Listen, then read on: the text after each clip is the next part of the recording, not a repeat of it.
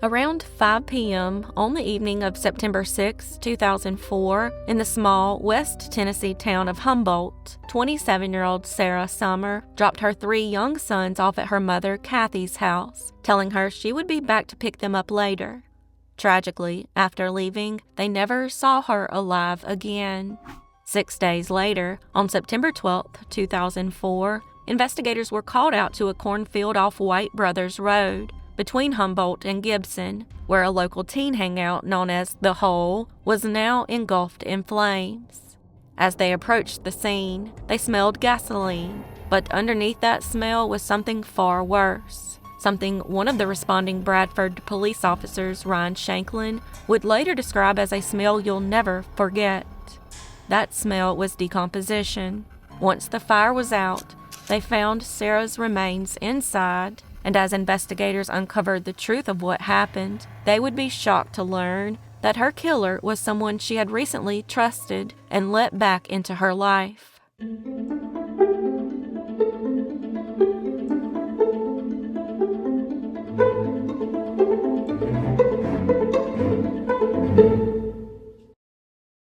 Sara Catherine Summer was born on July 1, 1977, to Mary Catherine Melton Flemings and Charles Curtis Summer.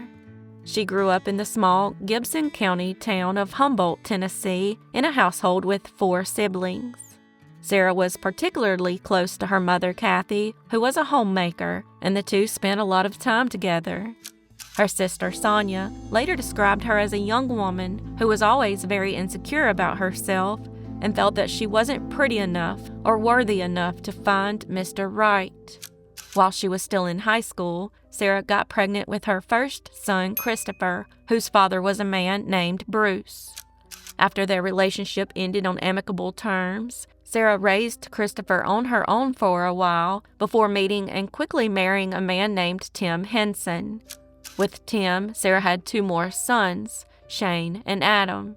However, the marriage quickly spiraled out of control. Tim, according to Sara's family, began drinking heavily, struggled to hold down a job, and started taking his anger out on Sara. Her sister Sonia alleged that in that relationship, Sara was often left with black eyes, bruises, and cuts, and that she had even been shoved while she was pregnant and had been hit in the stomach. Sara eventually divorced Tim and was awarded full custody of her 3 sons. To make ends meet, she started working as a manager at her local McDonald's, with plans to work her way up the corporate ladder. In the months after her divorce, Sara began dating a man named Clay, and also briefly reconnected with a man she had known since school named Jason Sanders. According to her family, she and Jason had broken up about 5 months before her disappearance, but unbeknownst to most people in her life, the 2 of them had secretly rekindled their relationship. On the evening of Monday, September 6, 2004, Sara dropped her 3 sons off at Kathy's house, just like she had done countless times before. However, when she didn't return to pick them up later that night, her mother, Kathy, immediately knew something was wrong, and the following day, she was reported missing to the Humboldt Police Department. Investigators searched her apartment and found no signs of a forced entry, no signs of a struggle, and nothing out of place. However, Sara's blue minivan was missing from the driveway. For the next 6 days, investigators searched for any sign of Sara, but kept coming up empty. Then, on September 12, 2004, they got a tip. Someone had spotted a burning blue van in the middle of a cornfield off White Brothers Road, between Humboldt and Gibson. When investigators arrived, they found the burned-out shell of Sara's minivan, and just outside it, on the ground, was Sara's body. She was lying face down, with her chin resting on the running board of the van's open sliding door, and her legs were stretched out behind her on the ground.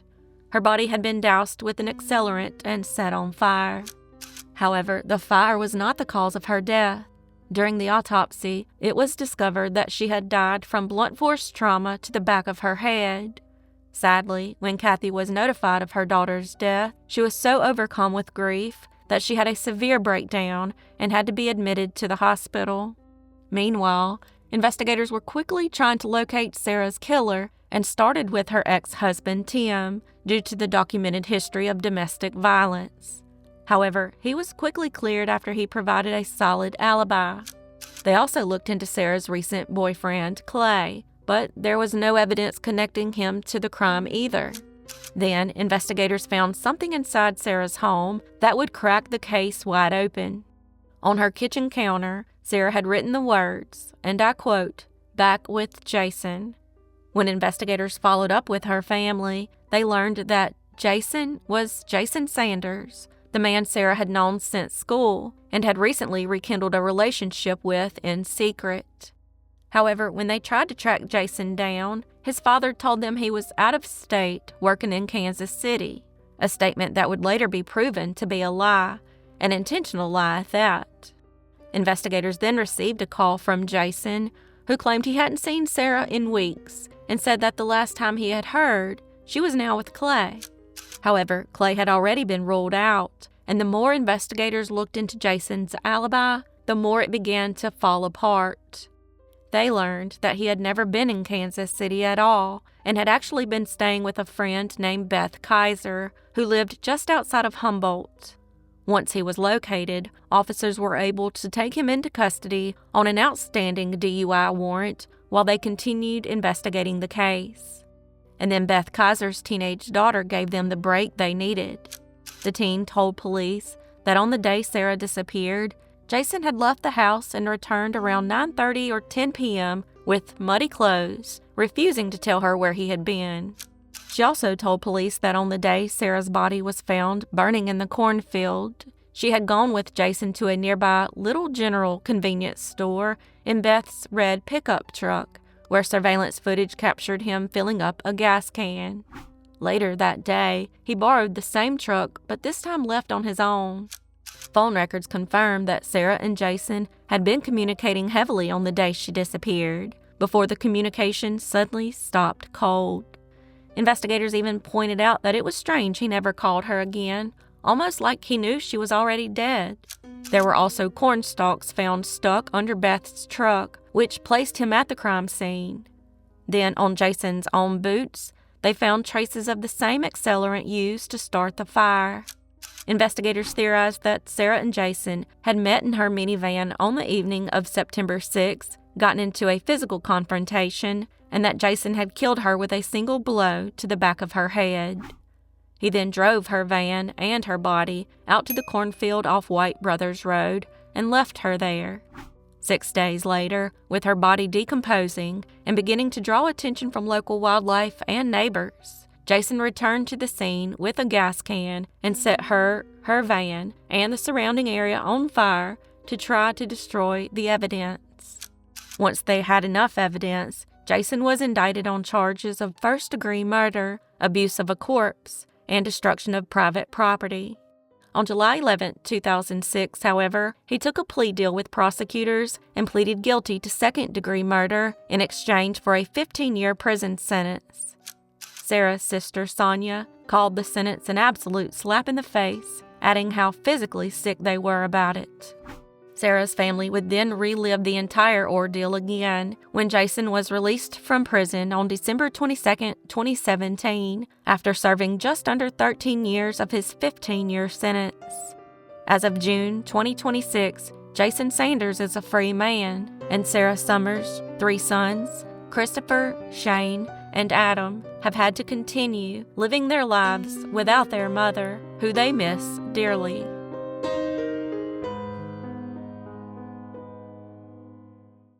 At around 8:23 a.m. on Saturday, August 6, 2022, Philadelphia police were called to the 5300 block of Chestnut Street in West Philadelphia, where someone had spotted a woman slumped over in the passenger seat of a Honda Odyssey minivan, parked in broad daylight on the corner of 53rd and Chestnut.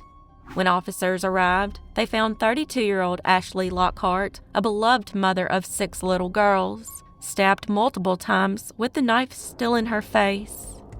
Within an hour, the man responsible would call the police and turn himself in.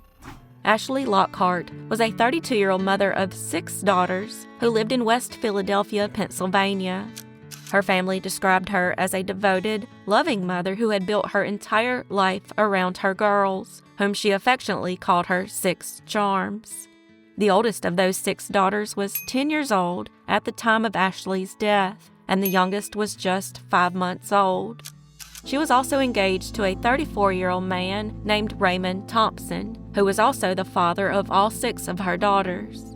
However, according to court records, their relationship had grown violent enough that at some point during the summer of 2022, Ashley filed for and obtained a protection from abuse order against him. A protection from abuse order, often known as a PFA, is a Pennsylvania civil order that legally requires the named person to stay away from the petitioner. Tragically, despite the PFA, Ashley and Thompson were reportedly still living together at the time of the murder. Then came the morning of August 6, 2022. Ashley was inside the family's Honda Odyssey minivan with Thompson on the 5300 block of Chestnut Street when, at some point, he pulled out a knife and began stabbing her repeatedly. In the end, she was stabbed a total of 27 times throughout her body, including her neck, her arms, and her face. He then simply got out of the van and walked away. He then took a train to the Kensington neighborhood of Philadelphia and began using heroin. At 8:23 a.m., a passerby discovered Ashley's body slumped over in the passenger seat of the van and called 911. Sadly, by the time officers arrived, Ashley was already dead. Less than an hour later, at 9:04 a.m., Thompson called the police and provided them with his location and was subsequently taken into custody and charged with murder and possessing instruments of crime. When questioned about why he did it, he said that he had murdered Ashley out of jealousy, claiming he believed she was cheating on him. Thompson was no stranger to the law and had several past convictions, including a 2018 case where he pleaded guilty to risking a catastrophe and resisting arrest, for which he received 6 to 23 months in jail. Ashley's family would then wait 2 years for a trial that would never occur. In April of 2024, Thompson pleaded guilty to third-degree murder rather than first-degree, which took the death penalty and a life sentence off the table. On June 27, 2024, Thompson was sentenced to 22.5 to 45 years in prison. As of June 2026, Raymond Thompson remains incarcerated in the Pennsylvania Department of Corrections, and Ashley Lockhart's 6 daughters continue to be raised by family without their mother.